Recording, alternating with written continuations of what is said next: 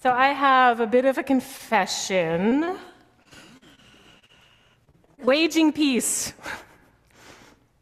the topic for this morning. It's a complicated topic for me, and for many of us as well. You may know that I'm a veteran. How many veterans in the room? Yes? No? Oh, thank you. How many folks knew I was a veteran? There we go. Don's like, don't call at me, don't call at me. You may know that I'm a combat veteran as well, the tour in Afghanistan. I accompanied military doctors and nurses to remote areas across the vast rural areas of Afghanistan, providing aid and medical intervention to populations unserved by hospitals or clinics. I put on my full battle rattle. Do you know what that is? It's like all the gear. I can wear heels because I wore combat boots for 15 years, so let's just be very clear about that. And I accompanied generals to meet with local leaders and the teams training the Afghan National Army. I taught yoga and martial arts and sat with soldiers for hours when they were in crisis. I loved my time overseas. I loved my time in uniform. And after the repeal of Don't Ask, Don't Tell and Defense of Marriage Act, I was the chaplain that married all the queer soldiers.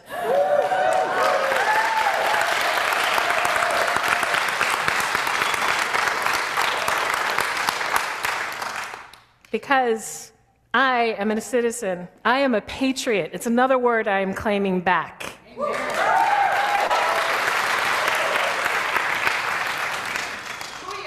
But I'm also Unitarian Universalist.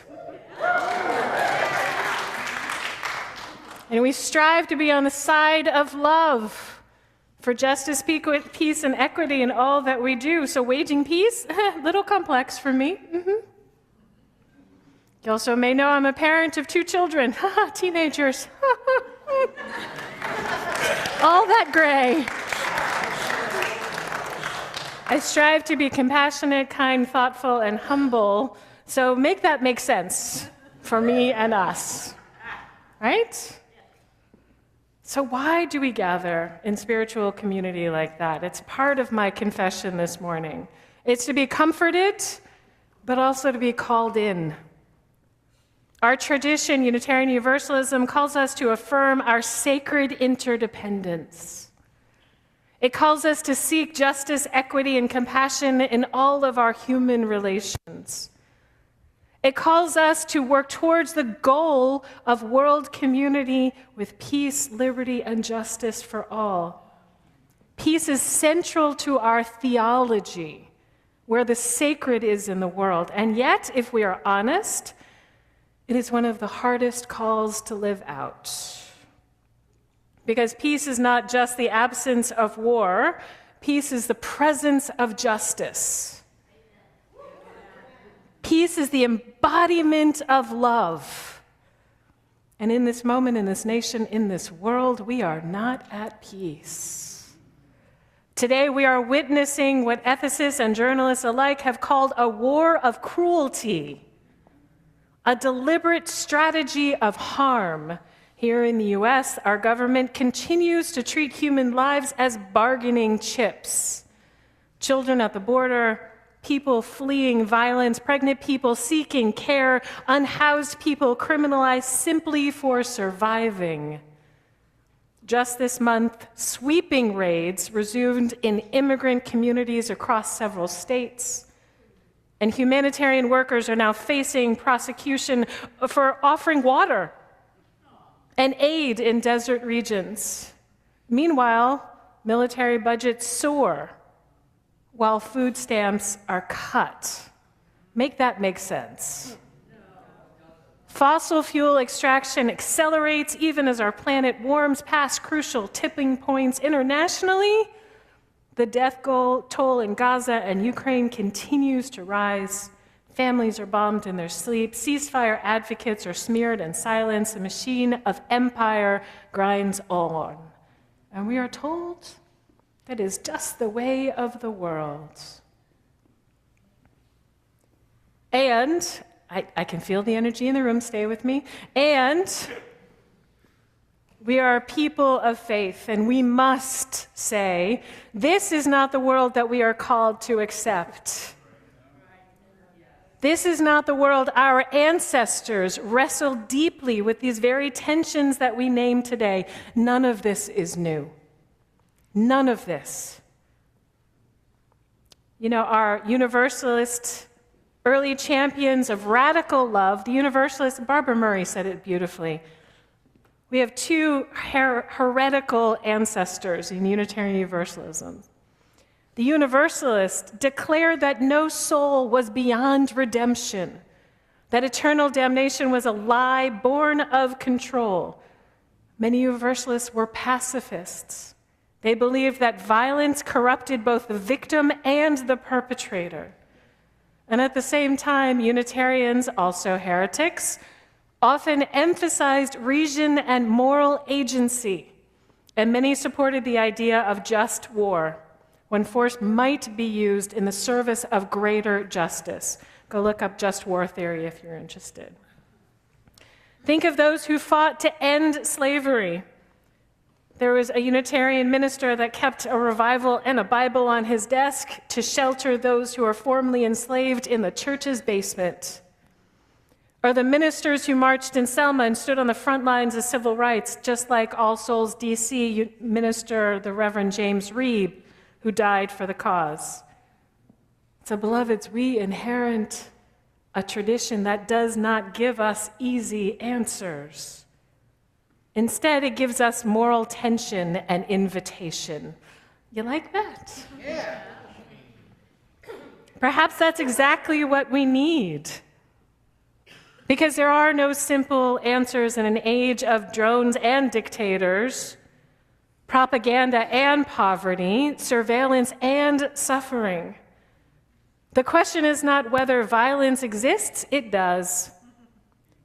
The question is, what are we willing to do in response? What does our faith require of us? So, to wage peace may sound like a paradox, but it is a phrase of action, not passivity. To wage peace is to take that same intensity, that same focus, the same resources that nations spend on war, and invest them in healing, justice, and liberation.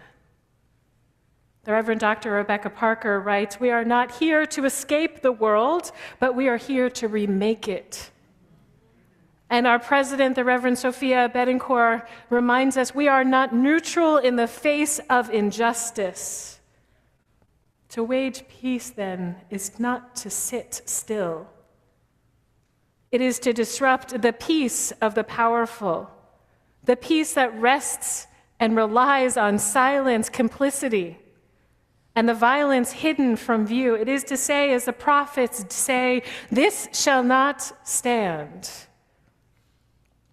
Waging peace means standing up and siding with love for migrants, for civilians in war-torn places, for Black lives, for queer lives, for trans youth. It means divesting from war, prisons, and policing, and investing in care, education, and community resilience. And yet, okay, there's all that. Even as we organize outwardly, waging peace also calls us inwardly. Beloveds, waging peace is not easy. It requires moral reimagination. It requires courage. It requires community. It requires all of us. But even more than that, it requires inner work. The Reverend Angel Kyoto Williams teaches, without inner change, there cannot be any outer change. Without collective change, no change matters. Beloveds, the peace that we seek must be cultivated in our own hearts first. It must live out in how we speak to each other, how we hold conflict, how we practice forgiveness, but not conceptually, but daily? Are we willing to lay down our need to be right in order to remain in right relationship? I feel really called in by that sentence. I'm going to say it again. Are we willing to lay down our need to be right in order to remain in right relationship? Are we willing to confront our anger, not to deny it, but to use it and release it as a compass towards justice? Waging peace in relationships means practicing fierce compassion. I'll pause for a moment and see if you can call up a moment in your mind's eye of fierce compassion. Perhaps you extended it, perhaps you received it. That is waging peace in our lives and our worlds. It means choosing to repair harm rather than moving away, walking away, ending. It means setting boundaries rooted not in punishment but in care. As our dear prophet, Adrienne Marie Brown, reminds us, how we are at the small scale is how we are on the large scale. The patterns of our relationships become the patterns of our movements. The small is all. So, beloveds, when we practice that deep listening, gentle communication, and the art of calling one another in, perhaps with a hug, rather than calling out, then we are waging peace. When we build congregations where we can all speak our truth, where Black, Indigenous, disabled, trans, and poor voices are centered, then we are waging peace. When we make space for both grief and joy, we need both, and commit to community even when it's messy, especially when it's messy, then we are waging peace. I've come to say recently, are people involved? Then it's going to be messy. But that doesn't mean it's not beautiful. It just means it's real. So let us remember always, we are not powerless. We are a people of a living faith, rooted in love and committed to justice.